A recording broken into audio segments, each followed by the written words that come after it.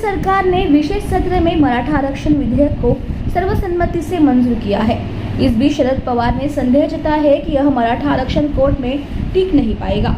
मराठा आरक्षण को लेकर मंगलवार को बुलाए गए विशेष सत्र में राज्य सरकार ने मराठा समुदाय को अलग से आरक्षण देने का फैसला किया है। मराठा समुदाय को शिक्षा और नौकरियों में 10% अलग से आरक्षण देने के प्रस्ताव को विधानमंडल में सर्वसम्मति से मंजूरी मिली है। मराठा आरक्षण को लेकर शरद पवार ने कहा कि जब देवेंद्र फडणवीस मुख्यमंत्री थे तो इसी तरह मराठा आरक्षण दिया गया था, लेकिन ये कोर्ट में टिक नहीं पाया। ऐसे में फिर से इस आरक्षण को मंजूरी दे दी गई है। कानूनी विशेषज्ञ बापट के मुताबिक उन्होंने यह भी कहा है कि यह आरक्षण कोर्ट में टिक नहीं पाएगा। इसी बीच मराठा आरक्षण की पृष्ठभूमि में मनोज रांगे पाटिल अपनी भूमिका का ऐलान करने वाले हैं। कानूनी सलाहकारों के मन में इस आरक्षण को लेकर संदेह है। मुझे भी इस बात पर संदेह है। अगर यह समस्या हल हो गई तो मुझे भी खुशी होगी, लेकिन बिल अब पास हो गया है। साथ ही 2014 में पारित एक बिल हाईकोर्ट में फेल हो गया।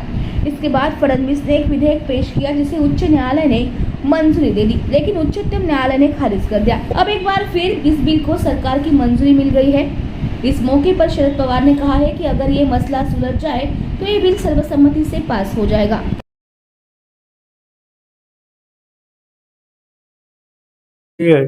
हा प्रश्न सुचला तर मला आनंद आहे, पण जे काल विधेयक पास केलं एक्झॅक्टली असंच विधेयक 2014 हे